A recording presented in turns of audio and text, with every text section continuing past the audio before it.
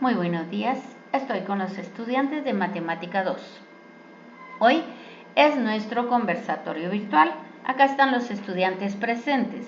No obstante, no van a hablar todos en este momento porque algunos hicieron una presentación creativa que también se va a adjuntar en la presentación del conversatorio virtual.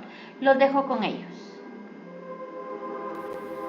Buenos días a todos. El libro que nos tocó leer fue El deporte que nos cura, escrito por Boris Cyrulnik y el prólogo escrito por la atleta paralímpica María del Carmen Paredes. Bueno, ¿quién es ella?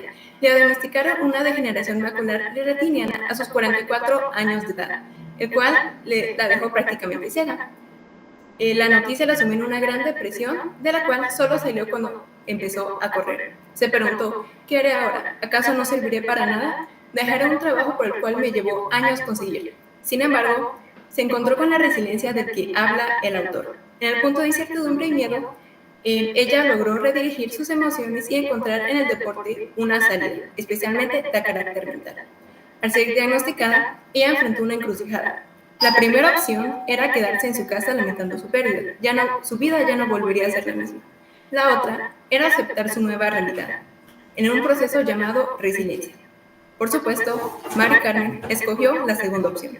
Fue cuando decidió salir a correr. Al principio ya corría sola, pero con el tiempo el riesgo de caídas aumentó debido a su deterioro visual. Y su marido, Lorenzo, tomó la decisión de acompañarla durante toda su carrera.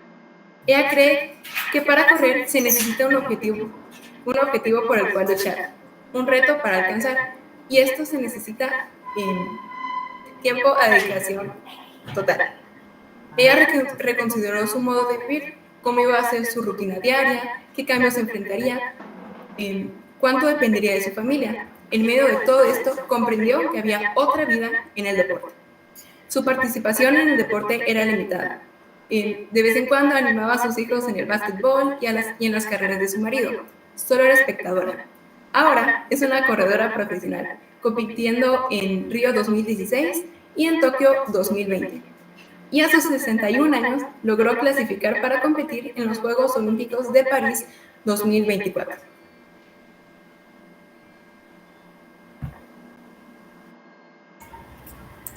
Ahora con lo que es el deporte, ¿verdad? Porque el deporte hace mención que al inicio de la humanidad se observa en este Homo sapiens, ¿verdad? Que se considera el primer como primate o el primer ser humano que podía realizar actividades en lo que se dice como caza, pesca, correr, interactuar con otros iguales.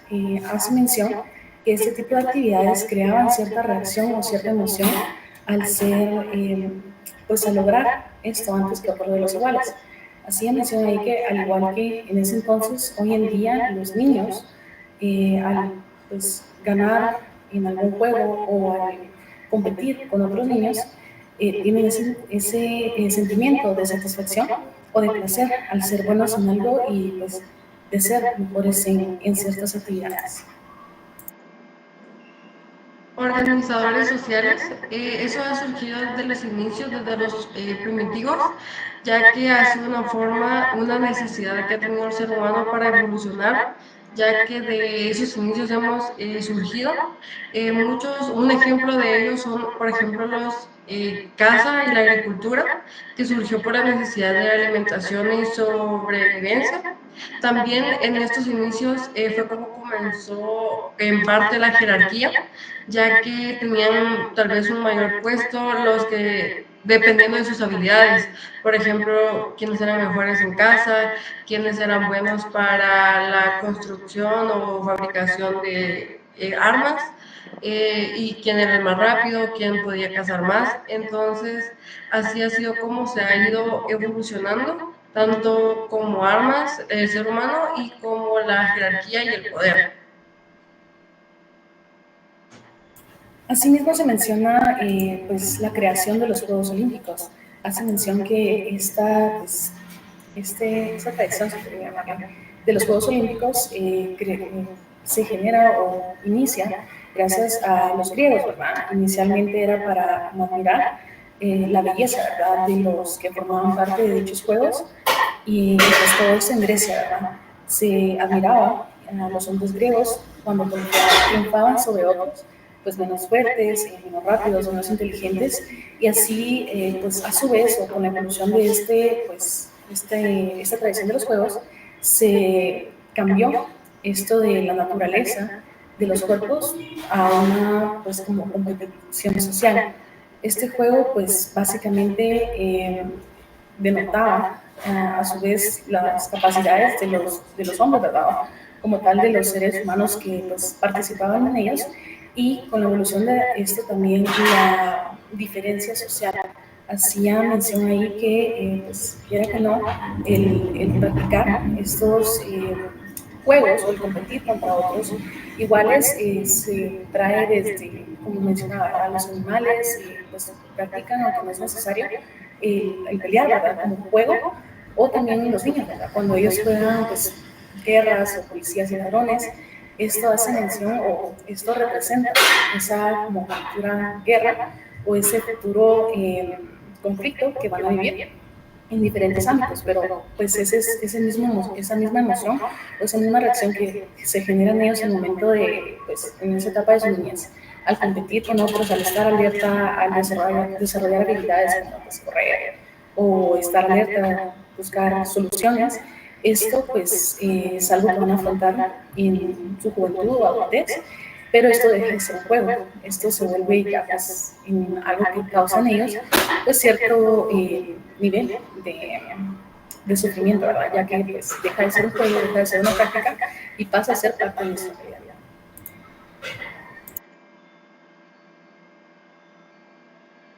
También la evolución y la jerarquía ha sido parte fundamental la creación de las armas, ya que no se sabe específicamente cuándo o en dónde se surgieron las armas, pero la creencia es que fue en la antigua China.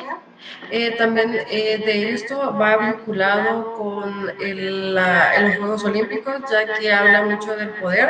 También el deporte también tiene un vocabulario que es como la guerra, por ejemplo, rompe una defensa, dispara balones, expulsa un equipo, ya que igual de las dos maneras hay una victoria y hay una derrota que es humillante. Eh, las armas porque da un poder, porque da miedo a los demás, ya porque es algo muy amenazante hacia la salud, también a la educación y principalmente a la vida de los demás. Y pues también el poder conlleva no solamente de armas, sino que también de una magnitud. Y las personas con poder normalmente tienen tal vez una agrupación, entonces así es como también surge el poder económico y así también ha sido como han apoyado o han entrado económicamente a las Olimpiadas. Y aquí es donde se entra al tema pues, de cómo se comercializa el deporte. Hace mención que llega un punto en el que se denota pues, las personas de escasos recursos o el proletariado, que eran los que hacía referencia literalmente que estaban como encadenados a máquinas, y los ricos, las personas pues, con dinero y poder, que estaban liberados de esas cadenas, pues fueron los que organizaron o empezaron a organizar todos estos torneos, peleas, competencias. Y así fue como fueron estableciendo pues, ciertas reglas, ¿verdad? Ciertos tiempos, ciertos colores para pues, diferenciar equipos. Y aquí es donde se empieza a desarrollar pues, este vocabulario del deporte, ¿verdad? Y donde pues, también va de la mano con esto que se hacía mención sobre pues, de la guerra y las armas. Entonces ya es donde se nota o se parte desde ese punto y pues empieza a ser algo más comercial, empieza a transmitirse a partir del pues, siglo XX, pues en pantallas ya empiezan a haber establecimientos en donde pueden llevarse a cabo estos juegos, estos deportes, y se empiezan pues a estructurar como empresas, ¿verdad? Pues hacía mención ahí que días como los domingos dejan de ser pues de iglesia, ¿verdad? O los días entre semanas dejan de ser de ir a instituciones educativas por asistir a estas competencias, ¿verdad? Que son pues esto como algo extracurricular, se podría decir, y pues las personas en lugar de reunirse para ir a estos eventos religiosos o para ir a estos eventos de índole educativa, empiezan a reunirse o a agruparse para apreciar, para admirar o para simplemente ser espectadores de estos eventos, ¿verdad? De deporte. Entonces, la popularidad de los torneos pues aumenta este como deseo de compra, ¿verdad? Pues, de los que no eran partícipes, sino espectadores, ya sea pues, de accesorios, de lugares, ¿verdad? Para llevar, de nuevos lugares para llevar estos juegos. Y asimismo, pues, hace como mención a cómo se explota este recurso, convirtiendo a estos jugadores en estrellas.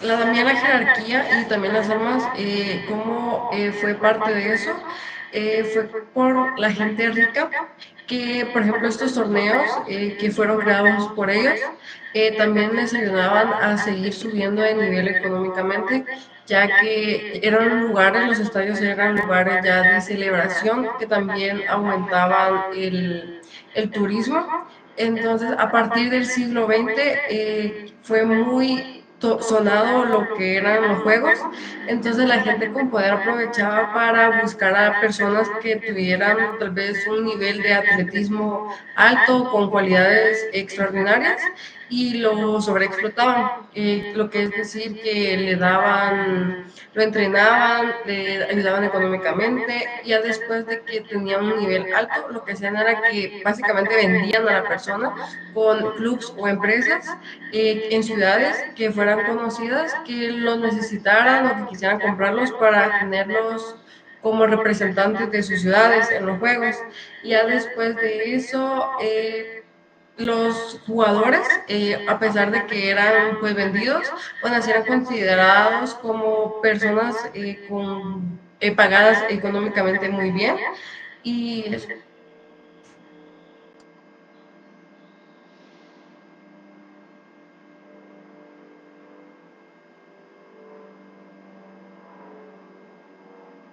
Del acto a la palabra. Neurociencia y privación sensorial. La neurociencia es una ciencia que puede medir las alteraciones biológicas que ocurren en el cerebro como resultado de la privación de sensores. Los animales nos enseñan mucho sobre los efectos de la privación y el apego, deporte y el desarrollo cerebral. La actividad física es esencial para el desarrollo cerebral de los niños, ya que moldea áreas particulares del cerebro. El prejuicio que los músculos grandes tienen cerebros pequeños se desvanece al entrenar el cuerpo. Aprendizaje psicomotor y la educación física. Siguiendo los principios de aprendizaje psicomotor descritos por Piaget, la educación física bien entendida es esencial para el desarrollo cerebral. Según Piaget, el pensamiento surge del acto, los niños comienzan a pensar a través de la acción. Observaciones del comportamiento infantil. Los niños comienzan a pensar con las manos, según observaciones etológicas. Un niño que señala un objeto o balbucea antes de hablar demuestra un desarrollo normal y prepara el terreno para el habla. Detectar la ausencia de estos comportamientos en niños pequeños puede ayudar a identificar el autismo a tiempo.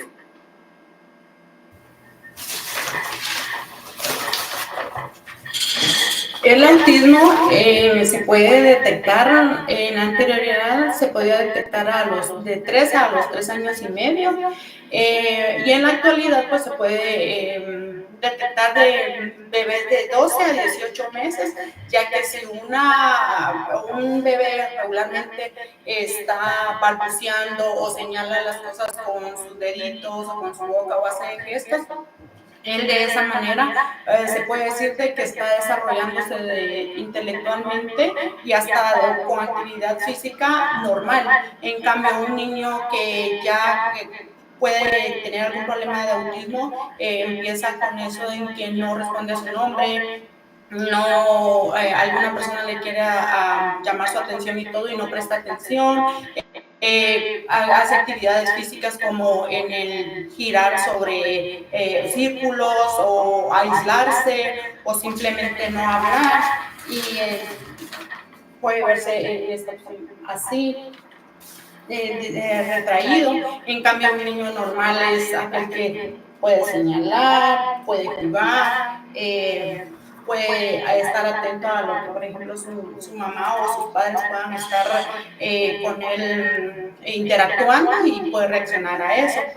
En cuanto a Descartes, él es Descartes, decía de que el alma y el cuerpo distintas, que el cuerpo era algo que se podía palpar, tocar, medir y pesar, y en cuanto al alma era una sustancia indeterminada que él creía que se podía encontrar en la glándula pineal, que está ubicada en medio de los dos hemisferios del cerebro, y donde él por un momento hizo creer que eso era el alma, que no era algo que existía, pero luego en cierto tiempo se retrayó y dijo, o retractó, y dijo que sí, que el alma era algo que no se podía ver, sino que solo sentir. Y en cuanto a esto, les hizo una mala jugada a los psiquiatras porque tuvieron que estar viendo de qué se trataba o por qué estaba diciendo él eso. Entonces empezaron a hacer investigaciones sobre eso, pero de hecho por eso Descartes tuvo que retractarse y decir que el alma era algo que debe de estar unido al cuerpo. Y también gracias a eso empezó los psicólogos a ver y a analizar, y Descartes lo que hizo fue que le hizo un pequeño favor a la ciencia de la psicología y a la ciencia experimental, ya que desde allí empezó como el poder experimentar o hacer experimentos con los animales, ya que a los animales no les favoreció mucho, pero de hecho eso era lo que se utilizaba o hasta el momento todavía se utiliza los experimentos con animales. Y realmente esto es el de por qué Descartes decidió hacer o crear la ciencia de hacer experimentos con los animales.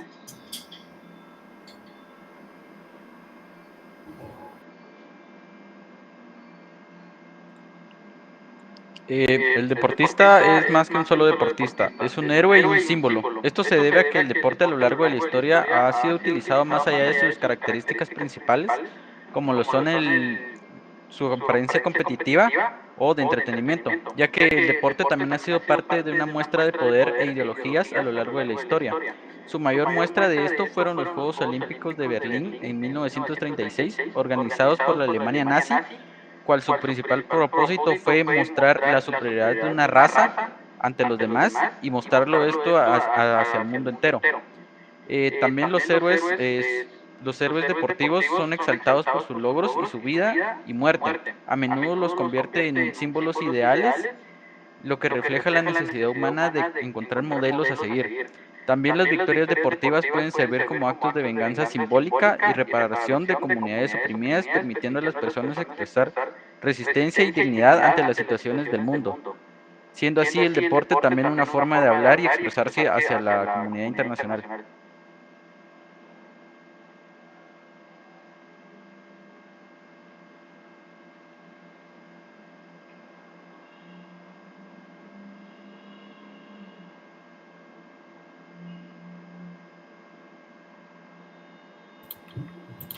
El autor resalta que el deporte es fundamental para fomentar la resiliencia.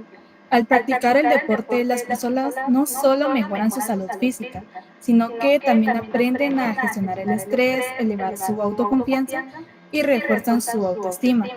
El autor también nos indica que el ejercicio puede servir como un remedio eficaz contra la tristeza y la ansiedad, contribuyendo en una sanación de bienestar integral.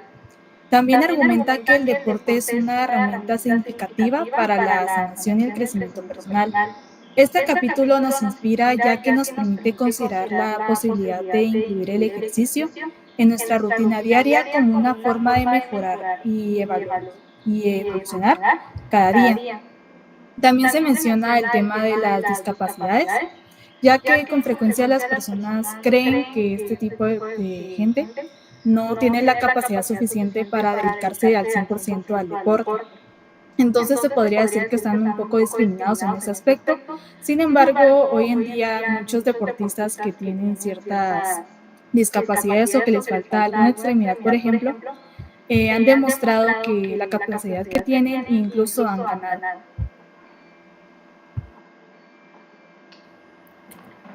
¿Qué escuela, qué dopaje? La autora toca tres puntos bastante importantes, ¿verdad? Por ejemplo, la evolución del deporte en la educación, el deporte y el éxito en diferentes culturas y asimismo el deporte y la educación fuera del ámbito escolar. Todo esto influye de manera congruente, ¿verdad? Por ejemplo, la autora cuestiona muy puntualmente cómo se valoran y se integran al deporte, tanto en la educación como en la sociedad, generando una idea con una reflexión más profunda sobre lo que es la relación en el deporte, el éxito y también en la sociedad. La idea base de la autora sobre el tema que es escuela y que es dopaje, examina sobre la evolución, el papel del deporte en la educación y en la sociedad contemporánea. Asimismo, ella plantea una serie de reflexiones a lo largo de esta lectura, ¿verdad? Sobre críticas o cómo ella percibe o cómo se utiliza el deporte en diversos contextos, como por ejemplo la evolución del deporte en la educación. Más sin embargo, hoy en día pues, tiene un significado bastante importante en el desarrollo de la habilitación de habilidades físicas que uno va desarrollando conforme la práctica. También estimula y genera el bienestar mental. Esto genera en cierto punto conexiones sociales y personales. También el deporte y el éxito en diferentes culturas pues influye demasiado, ya que en Estados Unidos se ve mucho que el éxito en los deportes puede llegar a facilitar el acceso a la educación superior, porque en Estados Unidos ellos tienen una ideología cultural que valorizan demasiado el reconocimiento de los logros a través del deporte. Mientras que en Latinoamérica la cultura tiene una ideología diferente sobre cómo se ve el deporte, ¿verdad? Y el estudio. Lo ven como algo, como una explotación y de desigualdad, ¿verdad? El deporte y la educación fuera del ámbito escolar, la autora también mencionaba que en países sudamericanos como en Colombia, pues logran generar programas extracurriculares con respecto al deporte y artes asimismo, ¿verdad? Para poder desarrollar efectos contra la lucha de la delincuencia. Y conforme el tiempo han logrado ver y han logrado demostrar que hay una mejora significativa en la sociedad. En este caso, como en Colombia hay lugares muy marginales, ¿verdad? Entonces se ha visto una mejora positiva en cuestiones al deporte. Asimismo, pues ella hace una crítica y una propuesta con respecto a lo que ella ha visto en su persona, ¿verdad? Ella critica muy puntualmente en la superación personal extrema en el deporte, como en el ámbito académico. Ella también sugiere pues, que el deporte en sí ayuda a generar y a contribuir con un bienestar en el estudiante, ¿verdad?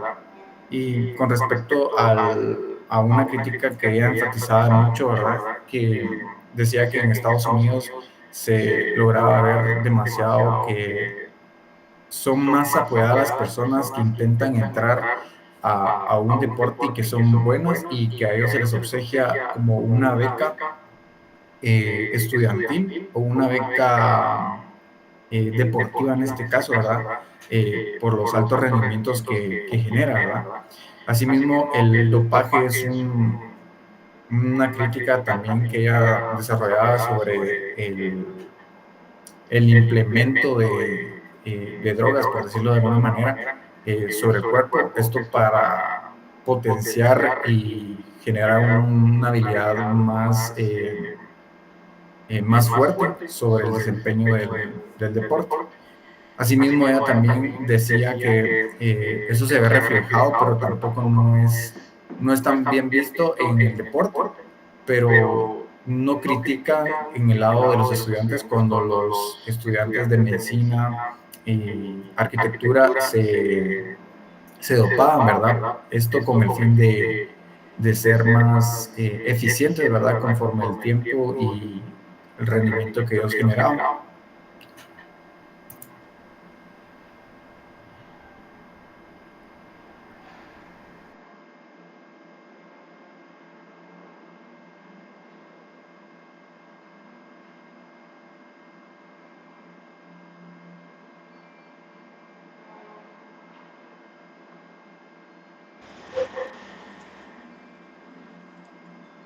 Desigualdad en categorías. Sabemos muy bien que es esencial para medir el rendimiento pues como sabemos bien, la desigualdad ahorita lo deportivo está muy al alcance y alto.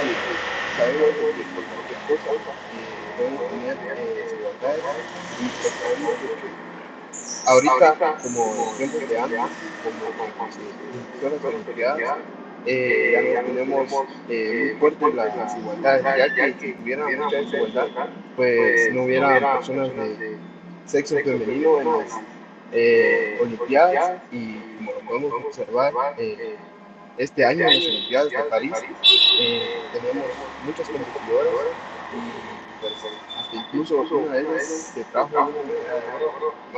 Pues sabemos muy bien que la desigualdad es muy mala para el sentido de lo físico y lo académico, ya que en lo académico, pues las personas que, no sé, tal vez estudien en una escuela ya grande puedan hacer de menos a las personas que quizás entre la mente de ellos pues, estudian en una escuela pequeña, pero sabemos muy bien que esos son errores de los padres, ya que ellos les dicen a los hijos cómo hacer o sentir desigualdad hacia otros compañeros y pues sabemos muy bien que ellos se incluyen desde su casa, pues sabemos de que la desigualdad tiene diferentes categorías, pues podemos observar que una de ellas pues quizás en el deporte, bueno, hay héroes o creaciones de héroes biológicos que destacan por sus rendimientos excepcionales y contribuyen a mantener también la desigualdad. Pues sabemos muy bien que en el deporte, tanto como alguien que practica deporte viendo a su contrincante, pues va a sentir, y si es un poco superior, va a sentir que o le va a causar desigualdad hacia el otro competidor, porque para que él pueda ya sea ganar o quizás intimidarle y no pueda competir.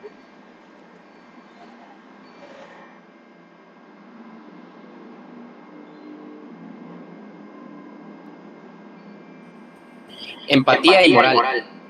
El término moral que el autor nos relata no es como realmente lo conocemos. La moral dentro de los deportes para el autor cambia. Me costó un poco comprender realmente qué me trataba de decir, pero él decía de que la moral dentro del deporte para él era absurdo. ¿Por qué?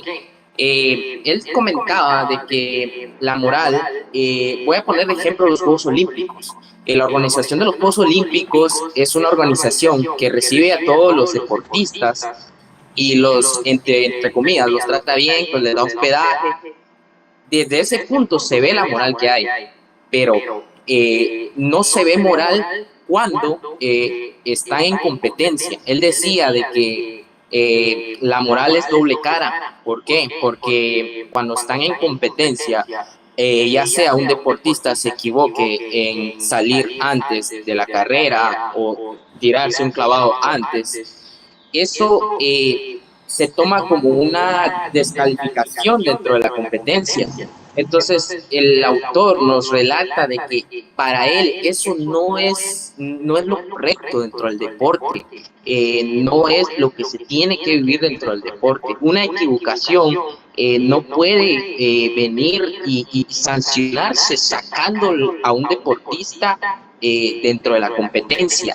Él hacía mucho énfasis dentro de lo que es la empatía, que es el otro término que él realmente lo relacionaba directamente con el deporte. Él lo relacionaba, ¿por qué? Porque en la empatía se da el desarrollo de valores entre los jóvenes, entre los deportistas, y crea un ambiente positivo dentro del área de juego y de campo. Entonces, es por esta razón que él decía que los moralistas dentro del deporte era absurdo que ellos tomaran estas acciones. Entonces, él siempre comentaba la empatía. Es algo de que ayuda a manejar también la presión y el fracaso. Promueve mucho respeto hacia el adversario. De esta manera, él relata este capítulo. Esto nos da a entender muchas veces, bueno, a mi persona me costó comprender porque yo tenía un concepto de moral, pero dentro de los deportes es otro concepto. Entonces, en resumidas cuentas, la moralidad dentro del deporte puede ser doble cara. Entonces, de esta manera, agradecemos su atención al conversatorio.